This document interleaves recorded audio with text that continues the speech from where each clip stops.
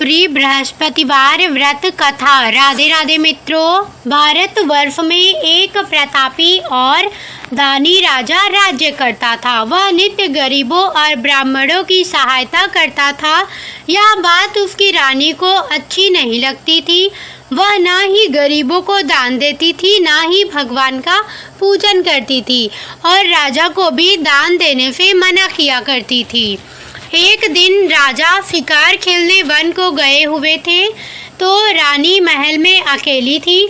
उसी समय बृहस्पति देव साधु वेश में राजा के महल में भिक्षा के लिए गए और भिक्षा मांगी। रानी ने भिक्षा देने से इनकार किया और कहा, हे साधु महाराज, मैं तो दान पुण्य से तंग आ गई हूँ। मेरा पति सारा धन लुटाते रहते हैं। मेरी इच्छा है कि हमारा धन नष्ट हो जाए, फिर न रहेगा बांस, न बजेगी बांसुरी। साधु ने कहा, देवी तुम तो बड़ी विचित्र हो। धन संतान तो सभी चाहते हैं, पुत्र और लक्ष्मी तो पापी के घर भी होने चाहिए। यदि तुम्हारे पास अधिक धन है तो भूखे को भोजन दो, प्यासों के लिए प्याऊ बनवाओ, मुसाफिरों के लिए धर्मशालाएं खुलवाओ। जो निर्धन अपनी कुंवारी कन्याओं का विवाह नहीं कर सकते, उनका विवाह करा दो। ऐसे और कई काम हैं जिनके करने से तुम्हारा यश लोक परलोक में फैलेगा। परंतु रानी पर उपदेश का कोई प्रभाव न पड़ा। वह बोली, महाराज आप मुझे कुछ ना समझाएं।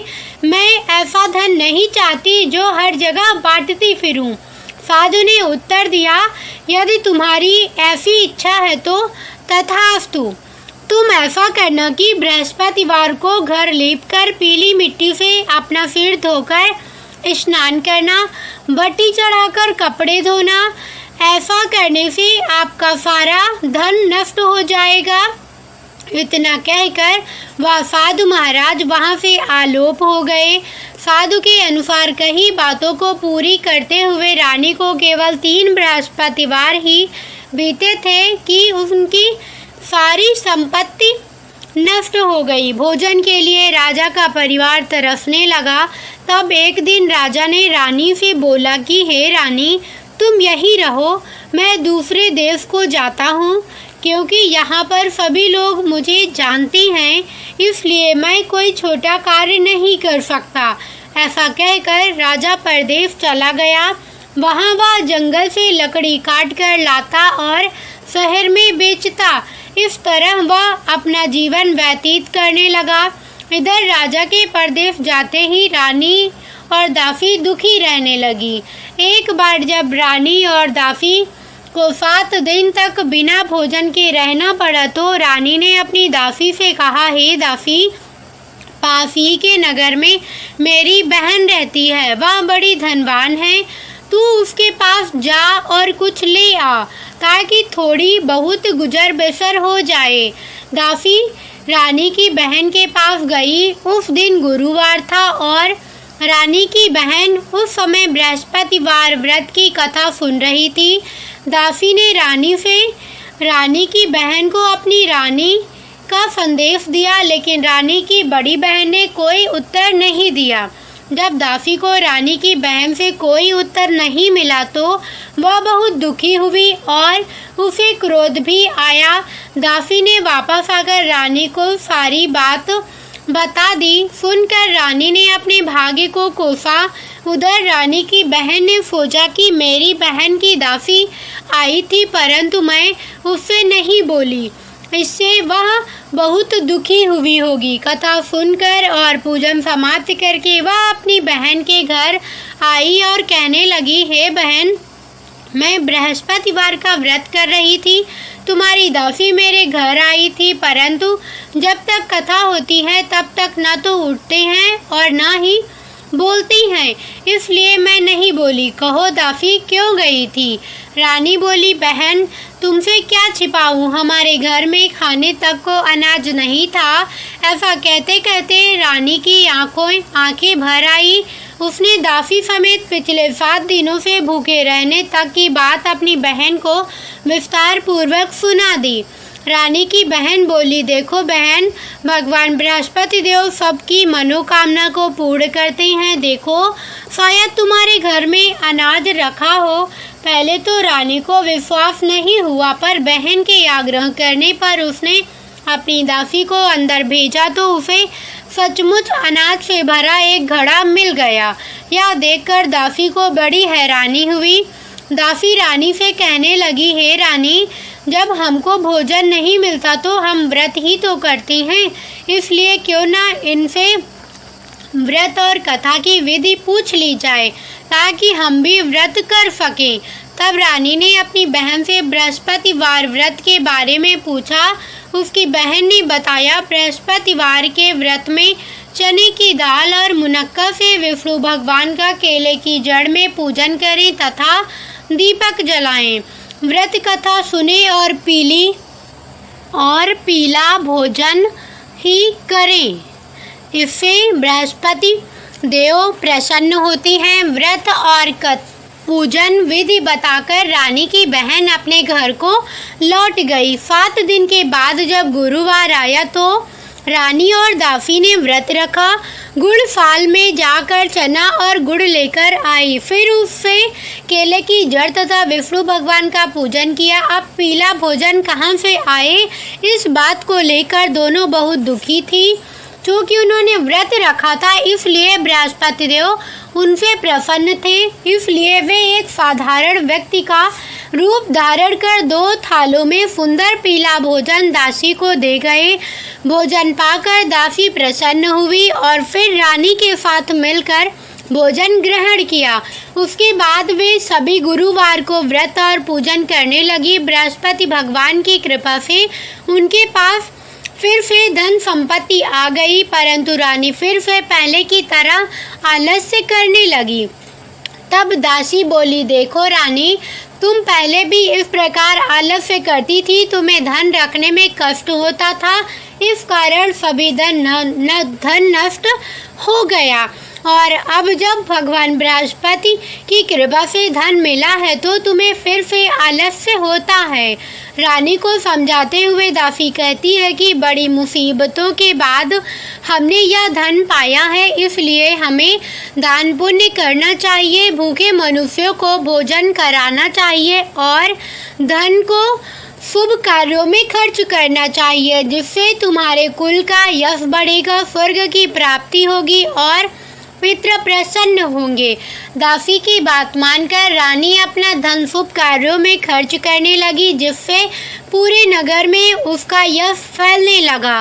बृहस्पतिवार व्रत कथा के बाद श्रद्धा के साथ आरती की जानी चाहिए। इसके बाद प्रसाद बांटकर उसे ग्रहण करना चाहिए।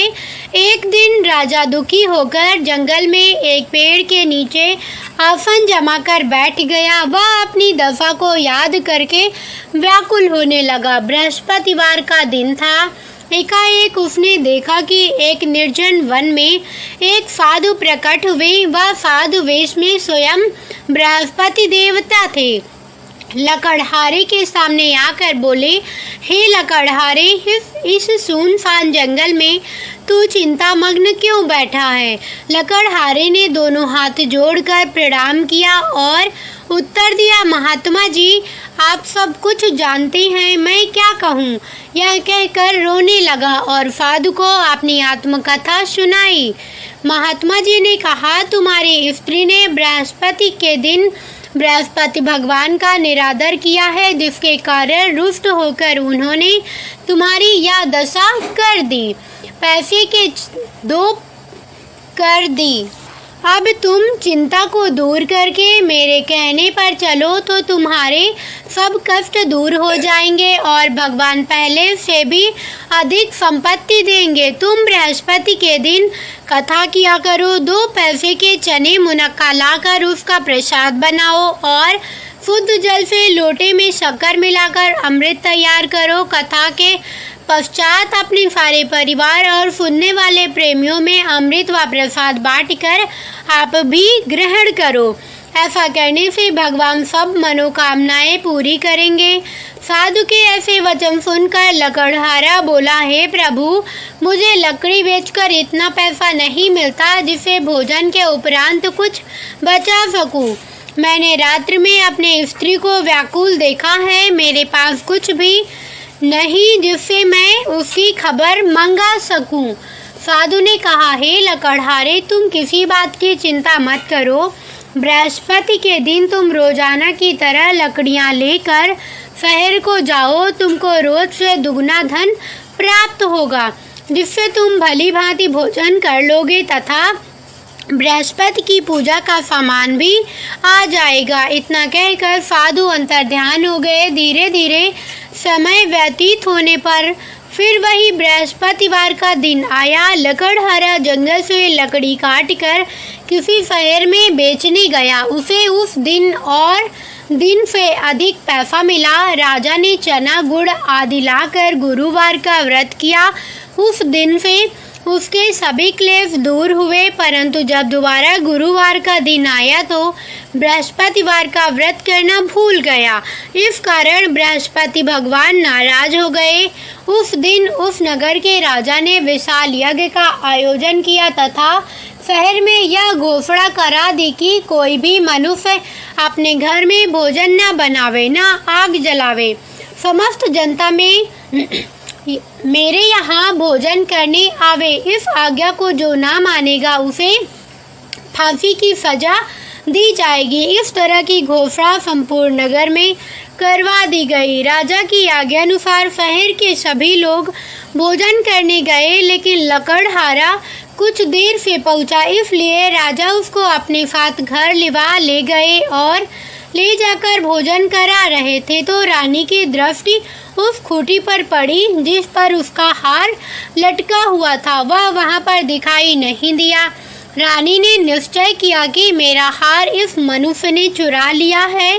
उसी समय सिपाहियों को बुलाकर उसको कारागार में डलवा दिया। जब लकड़हारा कारागार में पड़ गया और बहुत दुखी होकर विचार करने लगा कि न जाने कौन से पूर्व जन्म के कर्म से मुझे यह दुख प्राप्त हुआ है, और उसी साधु को याद करने लगा जो कि जंगल में मिला था।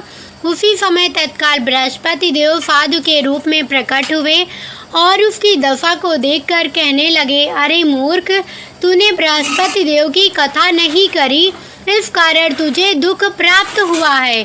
अब चिंता मत कर। बृहस्पतिवार के दिन कारागार के दरवाजे पर 4 पैसे पड़े मिलेंगे। उनसे तू बृहस्पति देव की पूजा करना, तेरे सभी कष्ट दूर हो जाएंगे। बृहस्पति के दिन उसे 4 पैसे मिले। लकड़हारे ने कथा कही। उसी रात्रि को बृहस्पति देव ने उस नगर के राजा को स्वप्न में कहा, हे राजा, तुमने जिस आदमी को कारागार में बंद कर दिया है वह निर्दोष है, वह राजा है, उसे छोड़ देना। रानी का हार उसी खूंटी पर लटका है। अगर तू ऐसा नहीं करेगा तो मैं तेरे राज्य को नष्ट कर दूंगा।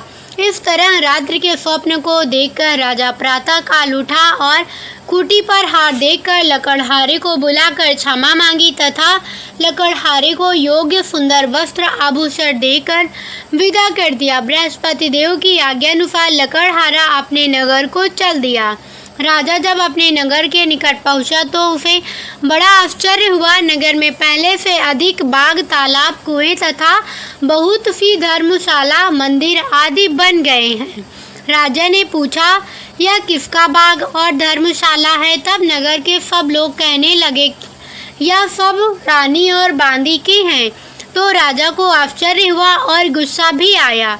जब रानी ने यह खबर सुनी कि राजा आ रहे हैं तो उन्होंने बांदी से कहा कि हे दासी, देख, राजा हमको कितनी बुरी हालत में छोड़ गए थे। हमारी ऐसी हालत देखकर वह लौट ना जाए, इसलिए तू दरवाजे पर खड़ी हो जा। आज्ञानुसार दासी दरवाजे पर खड़ी हो गई। राजा आए तो उन्हें अपने साथ लिवा लाई। तब राजा ने क्रोध करके अपनी रानी से पूछा कि यह धन तुम्हें कैसे प्राप्त हुआ है? तब उन्होंने कहा, हमें यह सब धन बृहस्पति देव के इस व्रत के प्रभाव से प्राप्त हुआ है। राजा ने निश्चय किया कि 7 रोज बाद तो सभी बृहस्पति देव का पूजन करते हैं, परंतु मैं प्रतिदिन दिन में 3 बार कहानी तथा रोज व्रत किया करूँगा। अब हर समय राजा के दुपट्टे में चने की दाल बंधी रहती तथा दिन में 3 बार कहानी कहता। एक रोज राजा ने विचार किया कि चलो अपनी बहन के यहाँ हो आवे। इस तरह निश्चय कर राजा घोड़े पर सवार हो अपनी बहन के यहाँ को चलने लगा। मार्ग में उसने देखा कि कुछ आदमी एक मुर्दे को ले जा रहे थे। उन्हें रोककर राजा कहने लगा, अरे भाइयों, मेरे बृहस्पति देव की कथा सुन लो। वे बोले, लो हमारा तो आदमी मर गया है, इसको अपनी कथा की पड़ी है। परंतु कुछ आदमी बोले, अच्छा कहो, हम तुम्हारी कथा भी सुनेंगे। राजा ने दाल निकाली और जब कथा आधी हुई थी कि मुर्दा हिलने लग गया और जब कथा समाप्त हो गई तो राम राम करके मनु से उठकर बैठ गया। आगे मार्ग में उसे एक किसान खेत में हल चलाता मिला। राजा ने उसे देख और उसे बोले, अरे भैया, तुम मेरे बृहस्पतिवार की कथा सुन लो। किसान बोला, जब तक मैं तेरी कथा सुनूंगा तब तक 4 हरैया जोत लूँगा। जा अपनी कथा किसी और को सुनाना। इस तरह राजा आगे चलने लगा। राजा के हटते ही बैल पछाड़ खाकर गिर गया तथा किसान के पेट में बड़ी जोर का दर्द होने लगा। उस समय उसकी माँ रोटी लेकर आई। उसने जब यह देखा तो अपने पुत्र से सब हाल पूछा और बेटे ने सभी हाल कह दिया। तो बुढ़िया दौड़ी दौड़ी उस घुड़सवार के पास गई और उससे बोली कि मैं तेरी कथा सुनूंगी, तू अपनी कथा मेरे खेत पर चलकर ही कहना। राजा ने बुढ़िया के खेत पर जाकर कथा कही, जिसके सुनते ही वह बैल उठ खड़ा हुआ तथा किसान के पेट का दर्द भी बंद हो गया। राजा अपनी बहन के घर पहुंचा। बहन ने भाई की खूब मेहमानी की। दूसरे रोज प्रातः काल राजा जगा तो वह देखने लगा कि सब लोग भोजन कर रहे हैं। राजा ने अपनी बहन से कहा, ऐसा कोई मनुष्य है जिसने भोजन नहीं किया हो, मेरी बृहस्पतिवार की कथा सुन ले। बहन बोली, हे भैया, यह देव ऐसा ही है कि पहले यहाँ लोग भोजन करते हैं, बाद में अन्य काम करते हैं। अगर कोई पड़ोस में हो तो देख आऊँ। वह ऐसा कहकर देखने चली गई, परंतु उसे कोई ऐसा व्यक्ति नहीं मिला जिसने भोजन न किया हो। अतः वह एक कुम्हार के घर गई जिसका लड़का बीमार था। उसे मालूम हुआ कि उनके यहाँ 3 रोज से किसी ने भोजन नहीं किया है। रानी ने अपने भाई की कथा सुनने के लिए कुम्हार से कहा। वह तैयार हो गया। राजा ने जाकर बृहस्पतिवार की कथा कही, जिसको सुनकर उसका लड़का ठीक हो गया। अब तो राजा की प्रशंसा होने लगी। एक रोज राजा ने बहन से कहा कि हे बहन, हम अपने घर को जाएंगे, तुम भी तैयार हो जाओ। राजा की बहन ने अपनी सास से कहा। सास ने कहा, हाँ चली जा, परंतु अपने लड़कों को मत ले जाना, क्योंकि तेरे भाई की कोई औलाद नहीं है। बहन ने अपने भैया से कहा, हे भैया, मैं तो चलूँगी, पर कोई बालक नहीं जाएगा। राजा बोला, जब कोई बालक नहीं चलेगा तब तुम ही क्या करोगी। बड़े दुखी मन से राजा अपने नगर को लौट आया।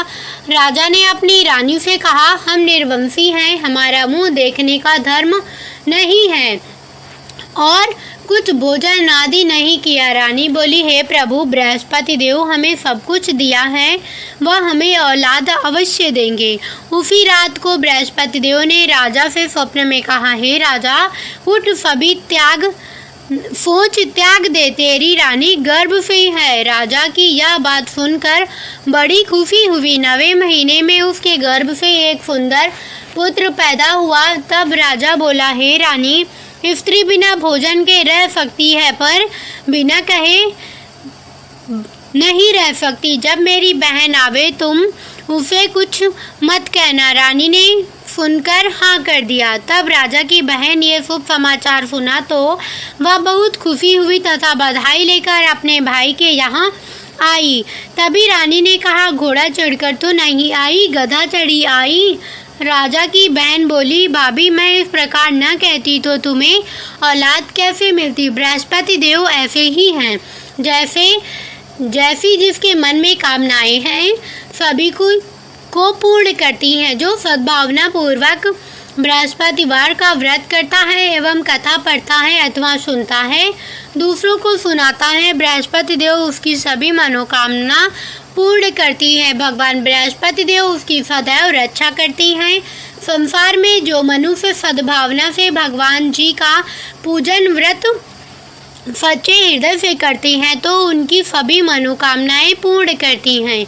जैसी सच्ची भावना से रानी और राजा ने उनकी कथा का गुणगान किया तो उनकी सभी इच्छाएं बृहस्पति देव जी ने पूर्ण की थी। इसलिए पूर्ण कथा सुनने के बाद प्रसाद लेकर जाना चाहिए। हृदय से उसका मनन करते हुए जयकारा बोलना चाहिए। बोलो बृहस्पति देव की जय, भगवान विष्णु की जय। कैसी लगी वीडियो कमेंट करके बताना। साथ ही वीडियो को लाइक, चैनल को सब्सक्राइब करके कमेंट में विष्णु भगवान की जय जरूर लिखना और अपने मित्रों संबंधियों के साथ शेयर करना। धन्यवाद।